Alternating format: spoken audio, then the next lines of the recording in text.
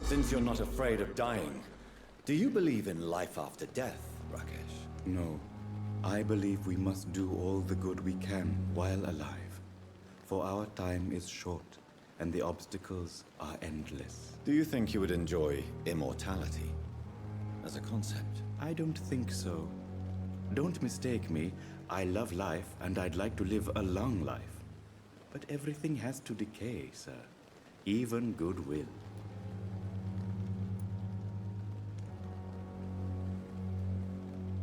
Do you really believe goodwill cannot last? As I said, sir, everything decays.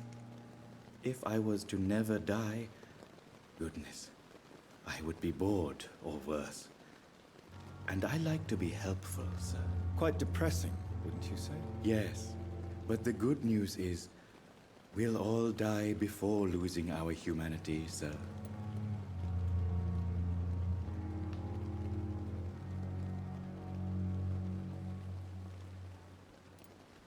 So you're ready to die?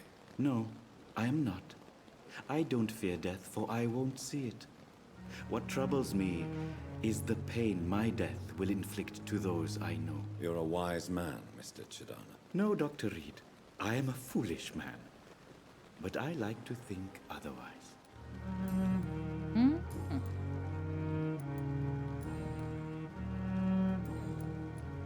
Please show me what you have to sell. Of course. It's just trinkets and curios, really. But I'm sure they can be useful.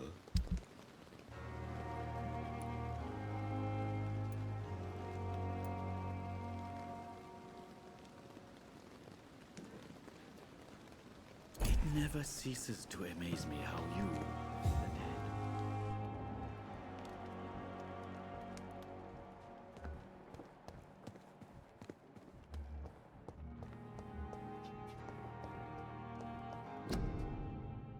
Krankenschwester werden jetzt gebraucht. Im Namen der Barmherzigkeit, Sie verlassen uns sich auf Sie. Krankenschwester werden jetzt gebraucht. Melden Sie sich beim nächsten Arbeit- und Wehrdienst.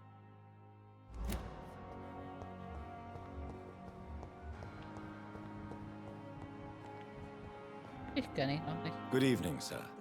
I'm Dr. Reid. May I help you? I don't know if a third opinion is needed. Your colleagues are already arguing about my condition. I see. Would you mind telling me more about your situation? I'm Harvey Fiddick. All I want is to get me bloody arm fixed properly.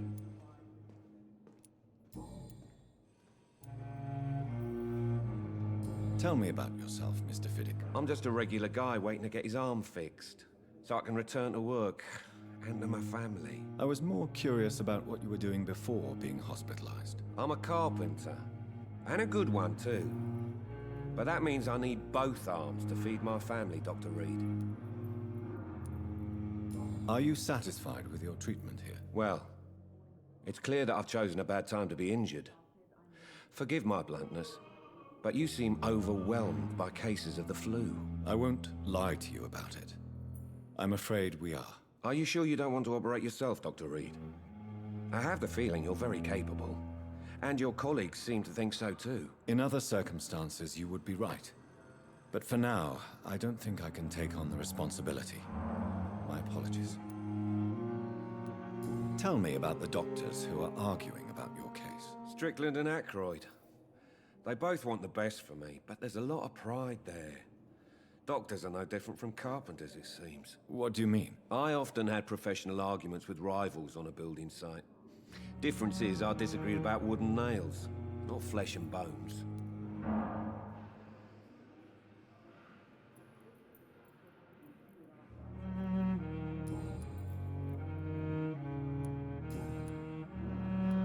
Tell me about your injury, Harvey. Why do you feel so guilty about it? My wife died because of me.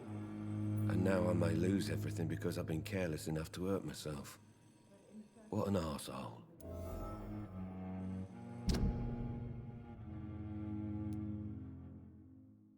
Harveys Frau starb während des Krieges. How could your job be responsible for your wife's death? I was working a double. She went out to bring me a hot meal and got caught in a German bomb raid. You can't hold yourself responsible for your injury, Mr. Fiddick. Unless you tried to hurt yourself. Of course I didn't hurt myself. But I can't work until my arm is fixed. My children need to eat, Doctor. Tell me more about the death of your wife, Harvey. 1915. I was in the army. Building workshops for the Royal Flying Corps. Helen was happy I wasn't sent to the front. What happened? The Germans sent Zeppelins to bomb the construction site, but they missed their target. My wife was bringing my dinner when the bombs fell.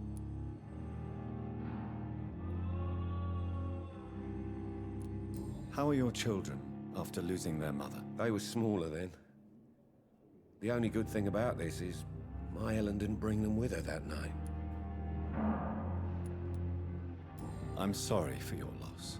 So many died during the bombings. I served in France and witnessed the carnage there. I would like to say that she didn't suffer. Truth is, I have no idea. I just know that I'm all that me kids have. Poor little bleeders.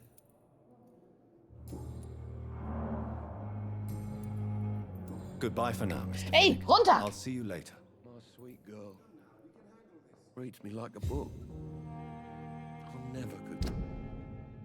Nein, wir legen uns nicht dahin.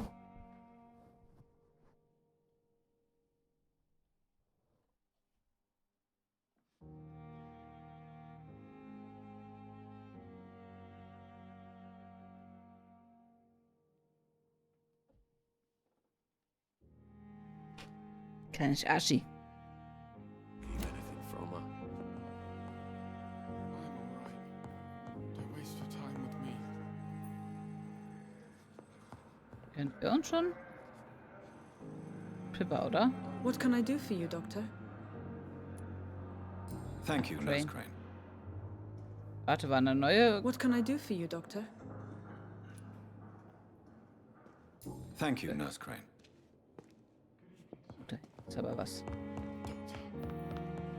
You always knew the words to calm the children, Helen. As for me, what a blundering idiot. So many deaths. Sure we're making a difference. Good evening. I'm Dr. Reid. Can I help at all? No, Really? Why are you here then? I don't want to talk. My throat hurts too much. I suppose that this pain is the reason you're here. Is someone taking care of you? Yes. And no. Could you at least tell me your name, sir? Mortimer. Mortimer Goswick. How painful is your throat, Mr. Goswick? So painful I'd rather not talk at all, Doctor. I'm sure you realize a doctor and his patient have to communicate, sir. Would it help if I gave you some paper and a pen? Not really. I see. Then maybe it's not just your throat that hurts, Mr. Goswick. Perhaps your sore throat is just the consequence of something more hurtful. Yes, maybe. But I don't want to talk or even write about it now. How painful is your throat, Mr. Goswick? So painful I'd rather not talk at all, Doctor. I'll let you get some rest then.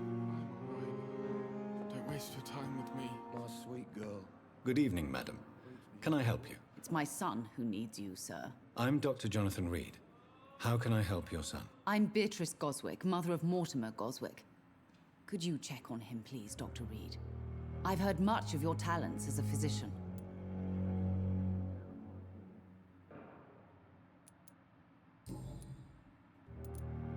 What can you tell me about yourself, Mrs. Goswick? Not much to say.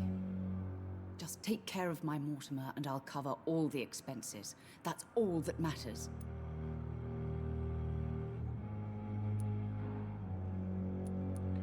May I ask if you have an occupation, Mrs. Goswick? I'm a teacher by profession.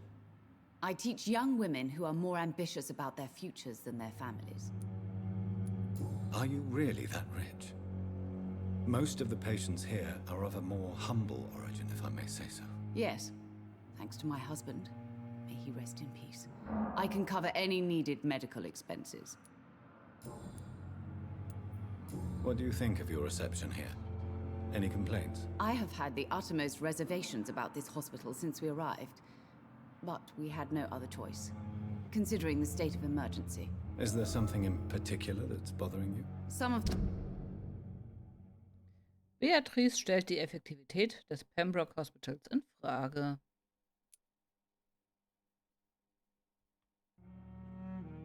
Hier wissen wir noch nichts.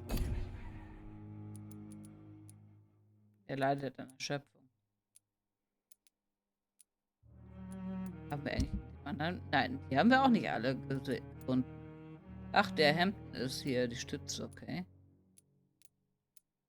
the staff were not especially welcoming. I suspect they're not accustomed to dealing with patients of such social standing. Tell me more about your arrival at the Pembroke Hospital. What gave you such a bad first impression? The ambulance driver was quite rude, for a start. And that nurse, Miss Hawkins, seems to have quite a dubious attitude. What do you mean? She managed to secure a bed for my son despite the epidemic. It was a relief, but it wasn't cheap. She charged you for a bed? Für Piper haben wir hier. Neuen Vor.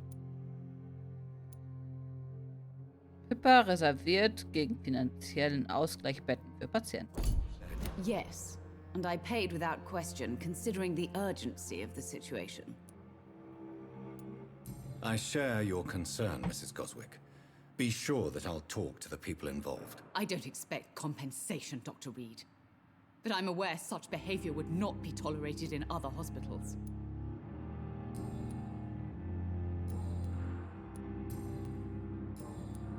Goodbye, Mrs. Goswick. Good evening, sir. I will not let you down, Doctor. Michael.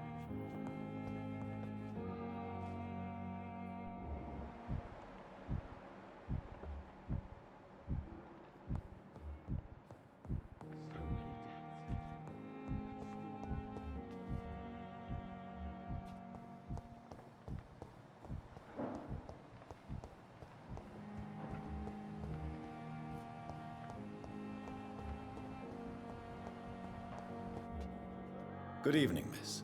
I'm Dr. Reid, the new surgeon at the Pembroke Hospital. And who are you? Your name has no meaning to me, mortal. You're nothing but dust blown by the winds of eternity. I beg your pardon? What are you begging for, mortal? My clemency? Well, tonight maybe I'm inclined to mercy. You'll never forget the night you met Thelma Howcroft. You keep calling me mortal. Why is that? And if I'm mortal, what are you? Well, Dr. Reid, if you must know, I'm a vampire.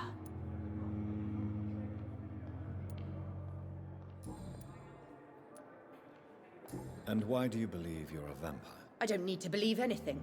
It is what I am. It is what I feel within this hollow shell of flesh. I see. Have you ever heard of Cotard syndrome, Miss Howcroft? Never. It's a mental illness discovered by a French neurologist named Jules Cotard. The affected patients are delusional. They believe that they are putrefying, that they are dead, a ghost or a ghoul, or in your case, a vampire. Delusional, you say? Oh, sad and petty. Thelma leidet unter dem Cotard-Syndrom und glaubt, sie sei eine Vampir. You can't even begin to understand the concept of immortality. And you think it is I who am delusional. Please, describe to me how you feel. What is it like to be a vampire? I can hear my body crumble from the inside as my flesh cracks and fades. I sense the last pulse of postulant blood within my drying veins. I need new blood. I'm assuming you must be a patient here. Am I right, Miss Howcroft? It's only a cover to hide from my enemies. I can leave whenever I want. As a woman, a spirit, fog, or bat. Who are these enemies you mentioned? Can you describe them? I cannot say for sure. but I sense their eyes on me from nearby. I feel them watching me every time I visit the garden near the morgue. The staff here are not your enemy. They're here to help you, to care for you. I'm not speaking of the doctors in white. I'm speaking of the men and women who hunt me. For I am a vampire. I see. Don't worry. These people will not find you here. I'll personally make sure they leave you alone. Thank you, mortal. But do not interfere with them, for you are no match for those that hunt me.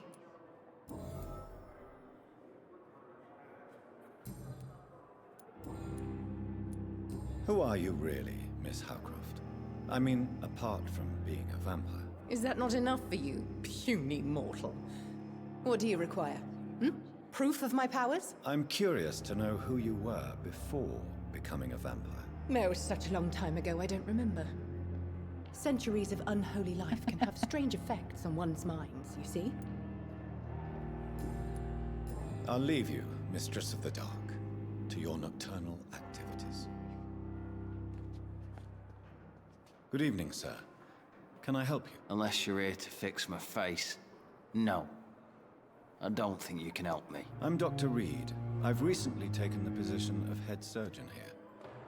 War injuries, am I right? You guessed right, Doctor. German shell took my pretty little mug right off. But they still call me Thomas Elwood. How is your stay with us, Mr. Elwood? Oh, it's bliss. I just escaped death in the trenches to be surrounded again by the moans of the dying. Can I ask you precisely why you're a patient here? It's the pain, sir. The drugs don't work.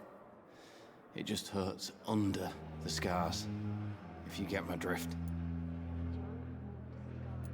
Who is treating you? Is someone in particular looking after your case? Nobody since the old and tired doctor spoke to me. Started to think I was forgotten about. Wouldn't blame you. You don't seem worried by that. My face hurts so much more when I smile or cry.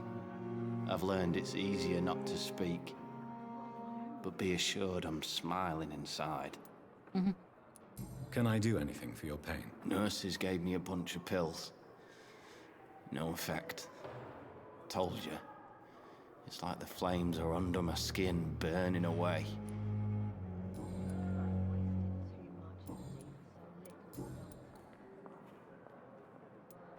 Where were you stationed, sir? Did you serve for long?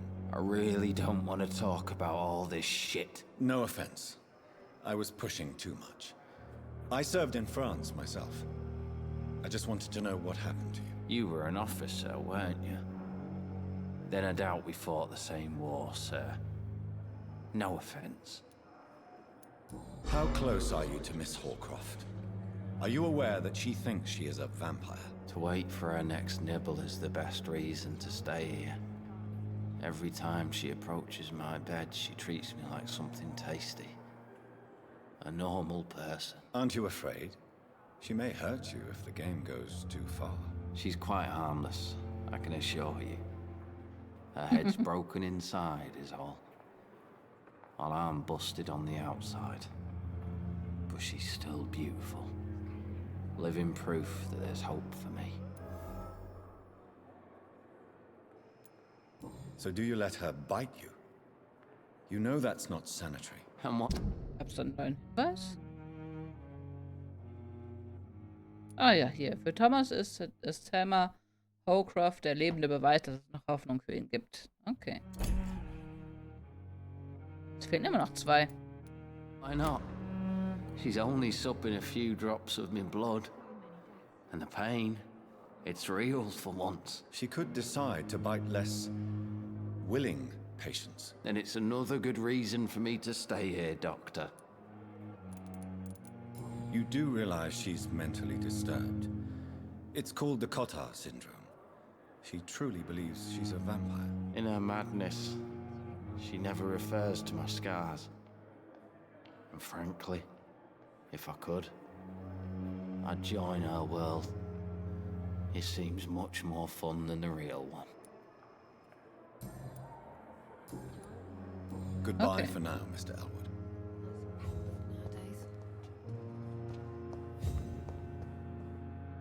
Good evening, Mr. Hampton.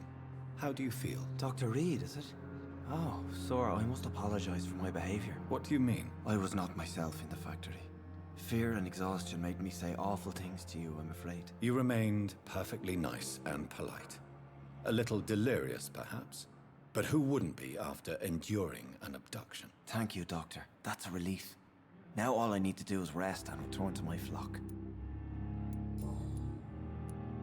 How did you end up in William Bishop's den? I had received alarming news about his recent behavior. I went to his place and he refused to let me go. Why did he abduct you? William was an alcoholic. His addiction suddenly changed to blood. I don't know why. Just like a patient I met here. This Miss Hawcroft. You dared to enter this awful place alone. You're a hero, Mr. Hampton. Or a fool. I'm just a man trying to help his friends, Dr. Reid. William Bishop was a conflicted soul, searching for light. Do you know Tom Watts, the bartender from the Turtle? I met him before I found you in the canning factory. Tom? Yes, of course. Always the helping hand, good old Tom. Without men like him, corruption and despair would have wiped out the East End long ago. People are still in despair. How could it be otherwise? The authorities have left us all to rot in this contagious nightmare. No drugs, no advice, nothing. It's a damn shame. Das ist natürlich auch kacke. Who should I avoid in this part of town, then? Any particularly evil figures? Not really. Most men and women are just doing their best. And it's not my habit to speak ill of people I know, Doctor. What is the general situation in the East End docks? The situation has always been tough, with a lot of tensions between the gangs and the dockers' trade union. The wet boot boys are very nervous since they lost their leader. Who leads the gang now? Since Clay Cox went missing, it's his wife Edwina who runs the show, with the assistance of her minion, Booth Digby. Has the gang been threatening you? Ah, no. I've had this nickname for so long, you know, the sad saint of the East End. No one dares to bug a saint, not even criminals.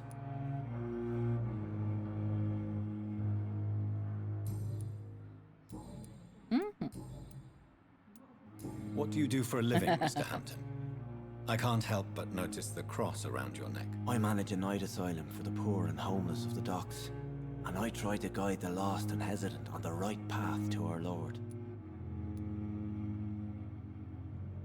Are you a priest, Mr. Hampton?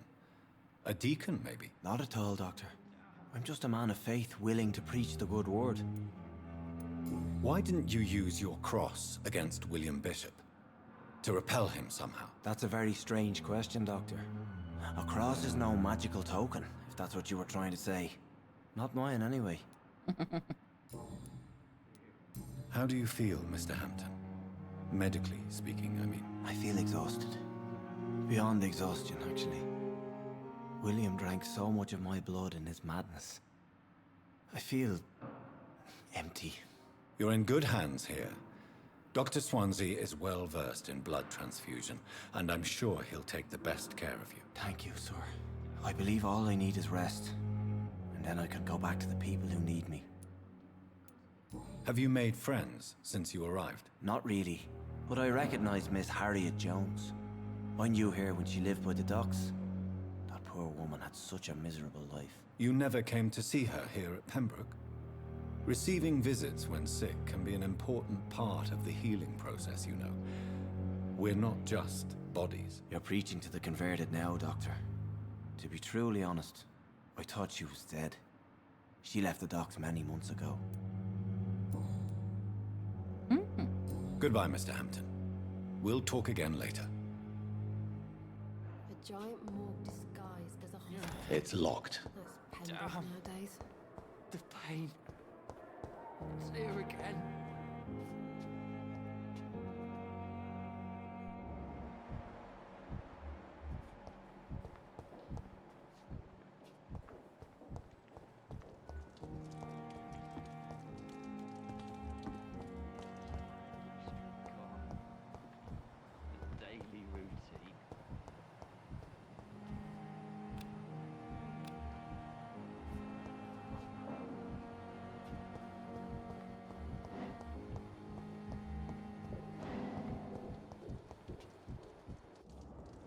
Good evening, sir.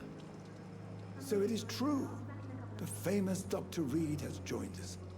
I can't think of any better news during these terrible times. Do we know each other? Actually, yes. We met once before, at the Rockefeller University in New York. Dr. Tippett, yes, I remember. I was assisting Professor Carell in his research about coronary bypasses. He had nothing but praise for you. He was also very confident about your future. And look at you now. Eminent surgeon and blood transfusion specialist. What is the Pembroke Hospital situation? And please, speak freely. This hospital is not exactly the best of London. I'm sure you are used to working in a better environment. It's not exactly the best situation in London either. I can't have expected this hospital to be prepared for what was to come. Don't be misled by appearances, Dr. Reid. This hospital does not lack talented people. It just lacks hope. You're exhausting yourself, Corcoran. Maybe you should think about preserving your strength. No. We must keep on healing all those poor souls. We are the last rampart before chaos. Once more, unto the breach. Workaholic.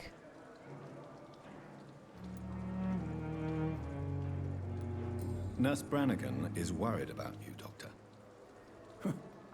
She should not have told you that. I will have a word with her. You don't have to blame her for her honesty.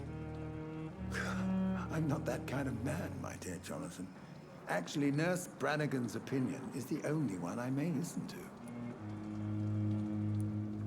What can you tell me about the staff in the hospital? Some are really good, and others are not so good. But during this troubled period, there is no time for slander. I prefer to focus on the positive character traits. Tell me more about cherished people, then. Nurse Brannigan is a pearl. She is the most helpful and dedicated nurse I've ever worked with. A clever and cheerful woman. You really seem to admire her skills. Ist überqualifiziert, okay. Ah, 3 Sachen kann ich noch herausfinden bei ihm.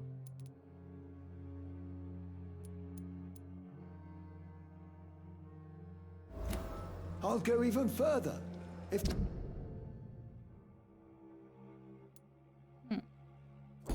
she was a man, she would be a damn fine practitioner.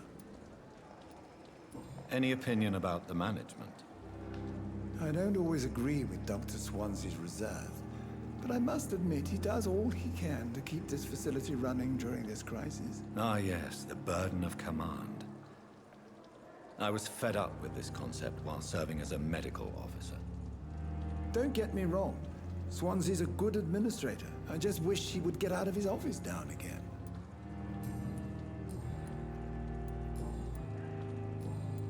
Goodbye, Dr. Tippett. Okay, haben wir hier noch einen. Ist da drin die doof? In dem Raum, wo ich nicht rein darf.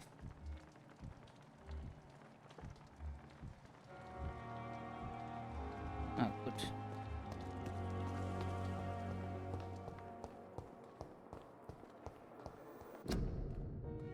Husten Sie nicht in der Öffentlichkeit. Verhindern Sie Ansteckungen.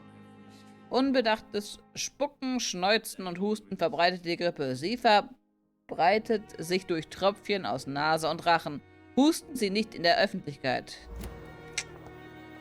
Weißt du, das sagen Sie jetzt.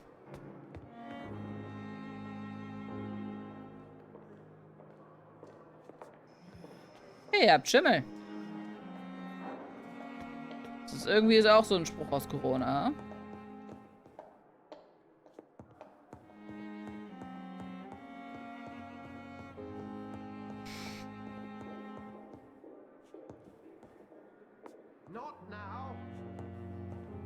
Okay, dann musst du ja halt eine.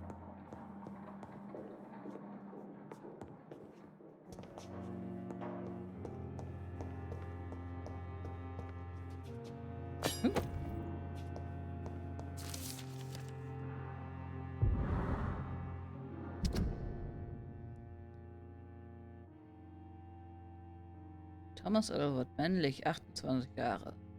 Behandelt von Dr. Tippets. Zustand genesen. Datum der Einlieferung 16. September. Datum der Entlassung noch offen. Der ist genesen. Ach, genesend. Anmerkung: Das Gesicht des Patienten ist durch einen Bombentreffer im Krieg stark verbrannt und entstellt. Selbst unter dem Einfluss stärkster Beruhigungsmittel verursachen ihm die Wunden laut eigener Angabe regelmäßig starke Schmerzen. Es sei, als ob die Flammen immer noch unter der Haut brennen, sagt er.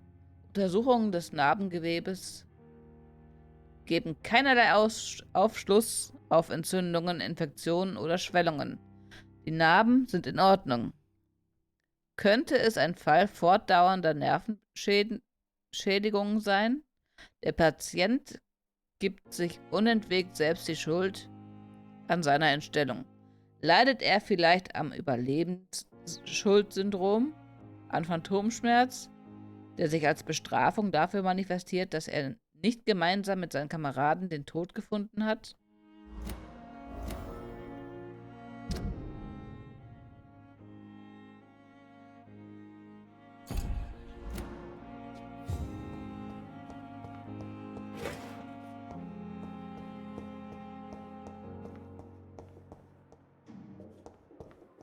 Hier ist meine Bude. Haha, die müssen sich ein Büro teilen, die Säcke. Haha, ich habe mein eigenes Sacker.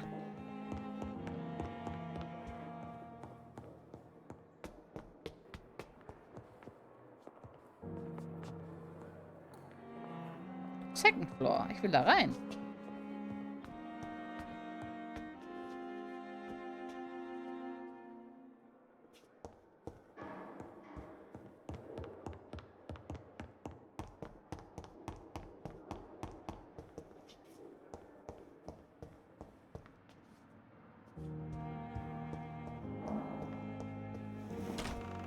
This must be the place. It's definitely away from prying eyes. Relegate.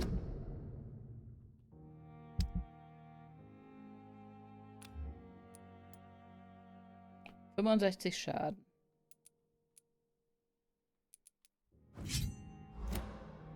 Related to the shadows. A kingdom of my own. At least I won't be sleeping in a coffin.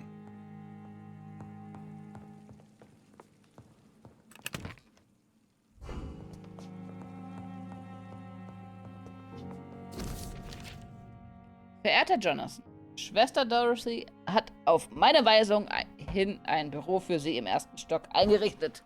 Bitte entschuldigen Sie die dürftige Ausstattung, doch das Pembroke Hospital ist keineswegs das Ritz.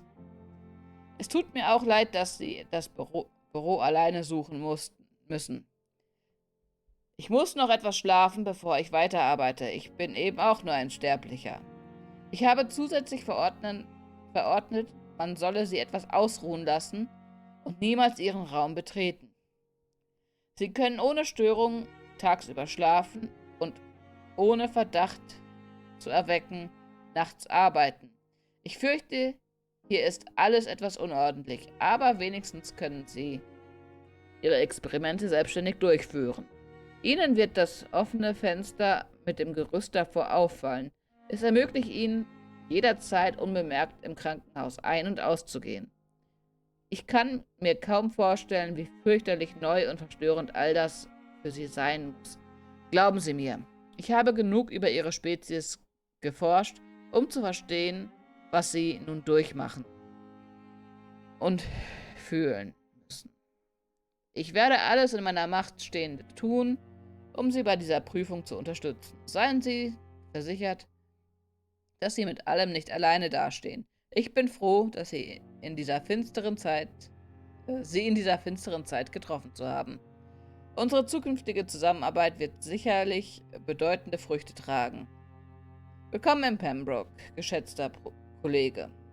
Wir sollten uns bald unterhalten. Mit freundlichen Grüßen, Edgar Griffith, Swansea. PS, ich habe Ihnen einige Notizen über meine Entdeckungen über Ecken dagelassen. Sie können sie lesen, wenn Sie eine Orientierungshilfe brauchen. Verwenden Sie dieses Wissen aber nicht, um mich zu übervorteilen.